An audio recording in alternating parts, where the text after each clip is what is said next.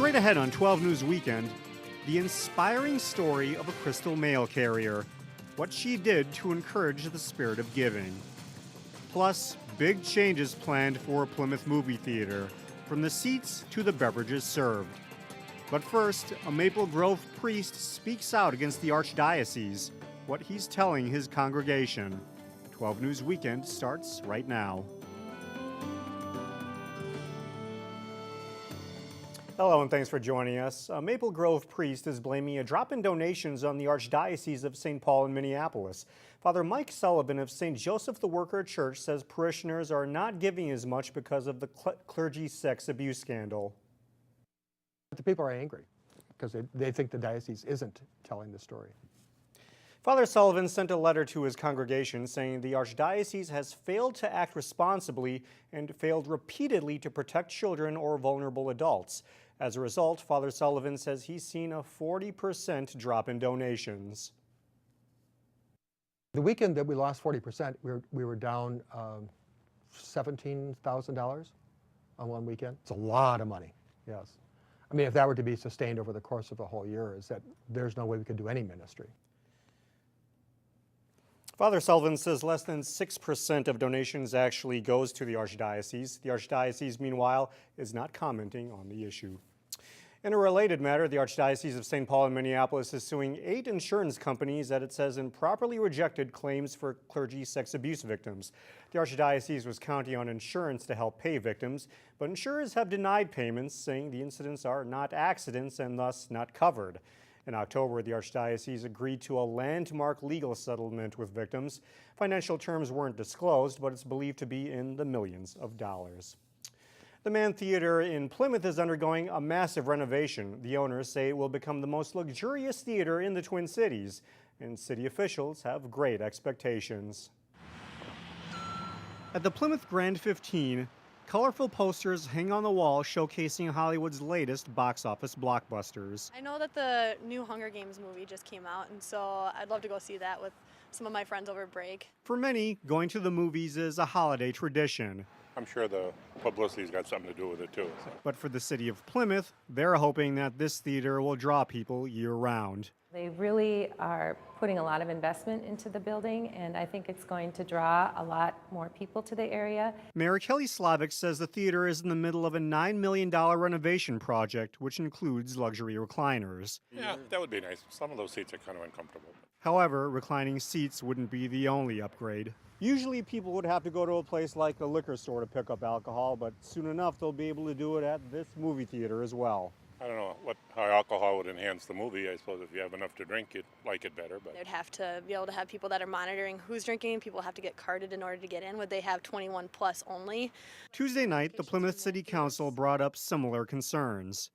I'm just concerned to know how we're going to manage that issue. Theater officials said they would have numerous safeguards in place. When we started this whole process, I guess we felt that we were no different than an Excel Center or a Target Center. In the end, the council approved the liquor license. Now, city officials are excited for what comes next. I'm hopeful that the movie theater goers will spill over into our bars and restaurants and our retail and really revitalize the area. Plymouth City officials say alcohol sales at the theater should begin in late January. All of the renovations should be finished by February 1st. Metro Transit hopes to attract more suburban commuters by offering faster service to downtown Minneapolis. Route 19, which starts in Brooklyn Center, is one of the most heavily used Metro Transit bus routes. Now it's in line for a bus rapid transit upgrade. For quicker commutes, Metro Transit will have new buses and pay stations at each stop. The plan also includes new and improved bus shelters. The BRT system could be in place by 2016. In our Week in Review, the Brooklyn Park City Council approved a significant change for the city's fire department. Starting in 2015, Brooklyn Park will hire 18 full-time firefighters, replacing many part-time staff. That would increase full-time staff to 26. The change should help address ongoing challenges of recruiting and retaining part-time firefighters. The Brooklyn Park Fire Chief also believes the switch could save the city $1.5 million over the next decade, due largely to healthcare savings and less employee turnover and hiring costs. A Golden Valley nonprofit is relying on a generator for power after a fire knocked out electricity to its warehouse. PRISM provides food, clothing, and social services to families in need. The fire damaged some of its donations and forced the nonprofit to scramble during this busy holiday season. The PRISM building had to be closed to the public due to smoke damage. And the final voting numbers were released this week from the November 4th election. They revealed the lowest voter turnout in decades. Voter turnout was barely 50% this year, the lowest for a general election since 1986. While voter participation dropped in Minnesota, it's still higher compared to the rest of the country. Only 6 states had better voter turnout: Wisconsin, Iowa, Colorado, Oregon, Alaska, and Maine. Well, do you plan to spend more or less this holiday season? Small businesses are banking on more, and with good reason. Alexander Renslow explains. So we're looking at our ice globe kits. You can actually make these beautiful ice lanterns outside or in your freezer. Tyler Conrad has a store full of good things to offer. We do have some more unique things that you can't find everywhere else. And for his small business, the most wonderful time of the year is also the biggest time. It's a third of our business happens in the last 6 weeks of the year. This is probably our #1 item. It's the Olaf Pillow Pet. There's frozen merchandise and the ultimate guy gift. You've put any bottle of alcohol in here and anything's on tap, your favorite spirit on tap. Cheers to a good season from a retailer who expects good things. With the economic recovery, gas prices low, extra money in their pocket, it's going to be a great year. There's good reason to be optimistic. Christmas season is going to be a joyful one for retailers and consumers.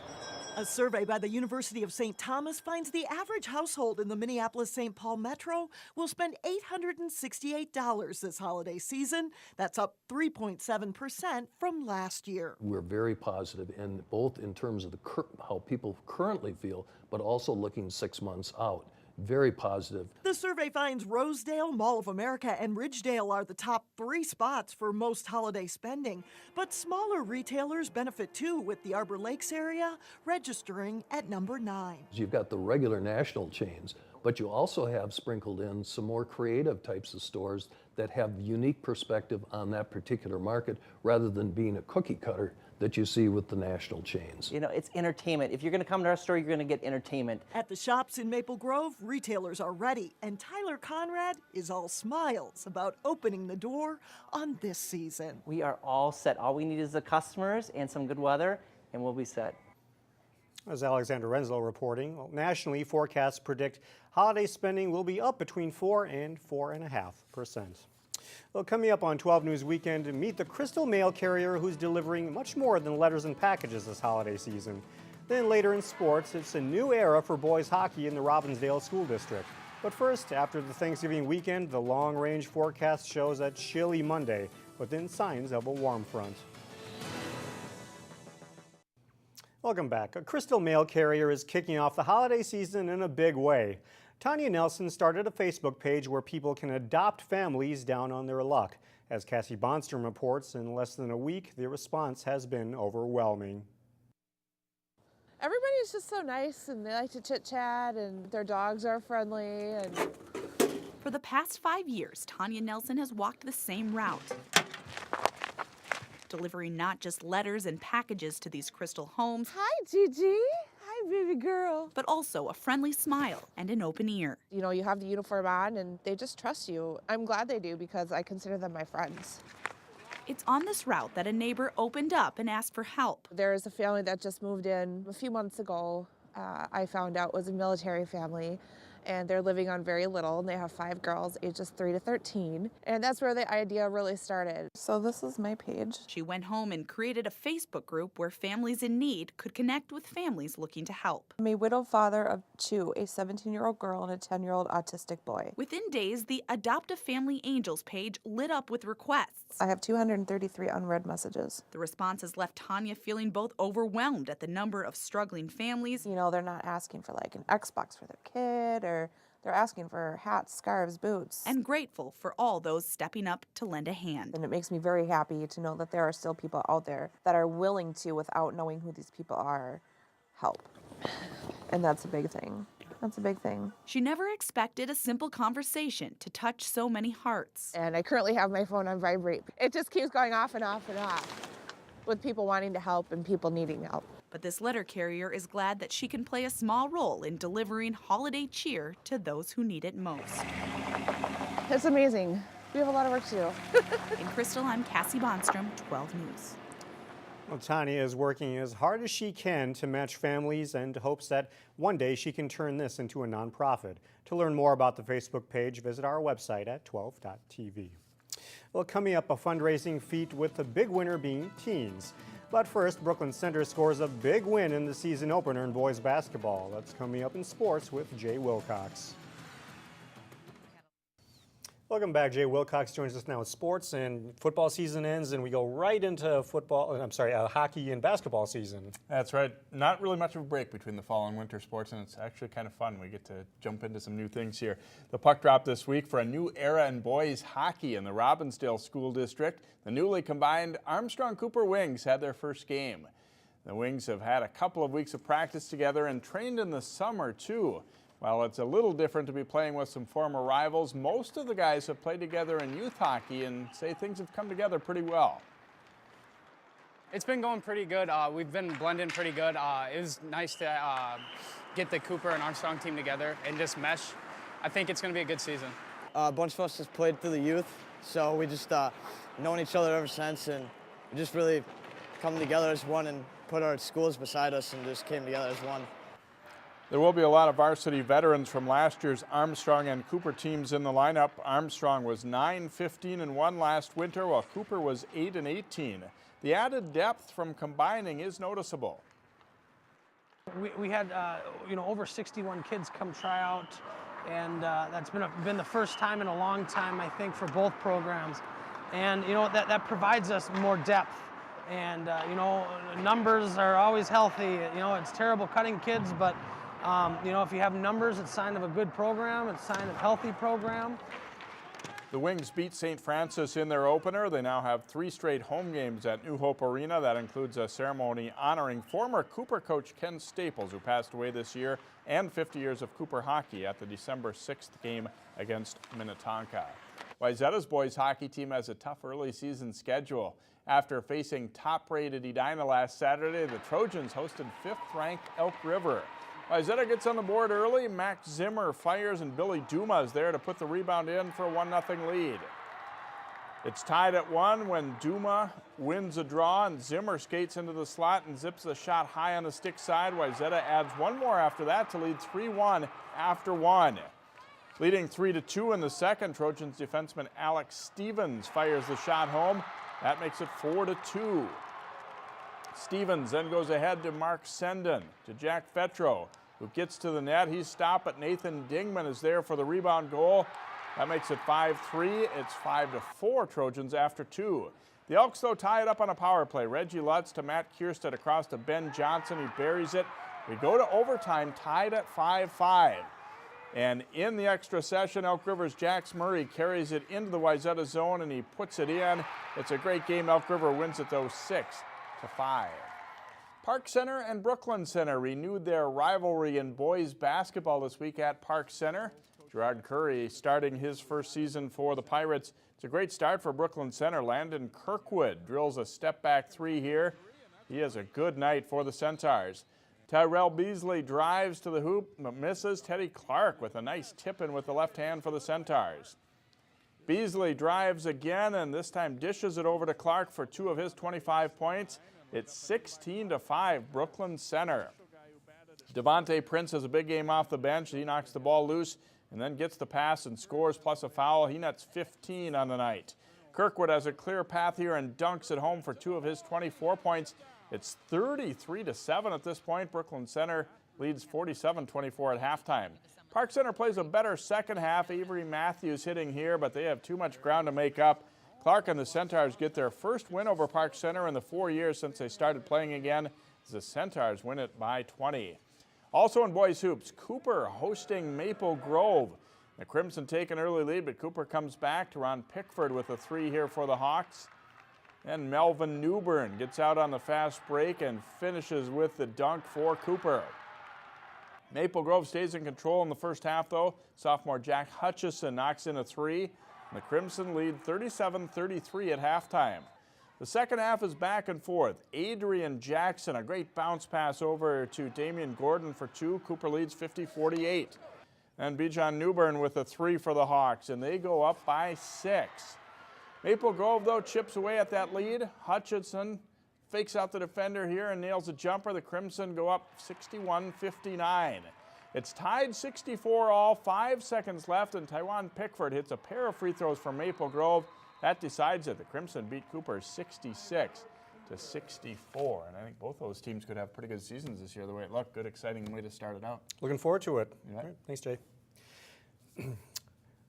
We're still ahead, new opportunities for local youth, the big fundraising feat that will help create new avenues for teens in the workplace when we come back.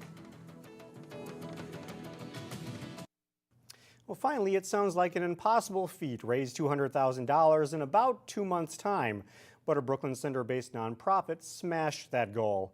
As Alexandra Renslow reports, teens in Brooklyn Center and Brooklyn Park will benefit.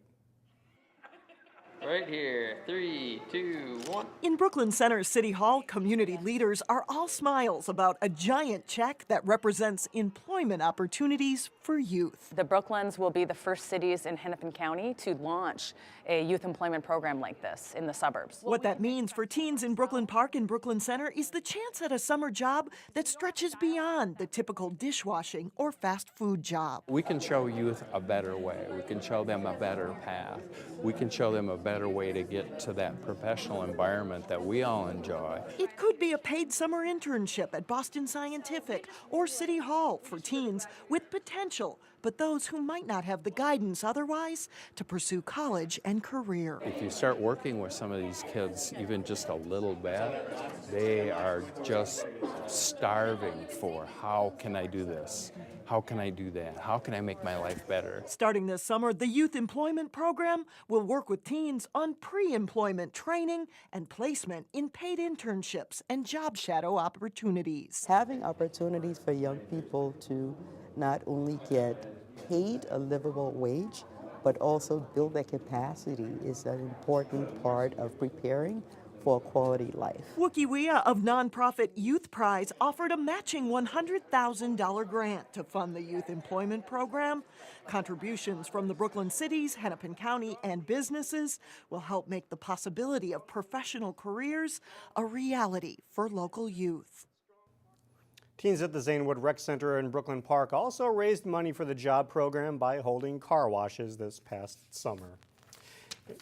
Well, you know, they actually washed one of our cars. It was awesome. Nice. They did a good job. Nice program. That's all the news for now. Thanks for joining us. Have a great weekend. We'll see you back again Monday at 4.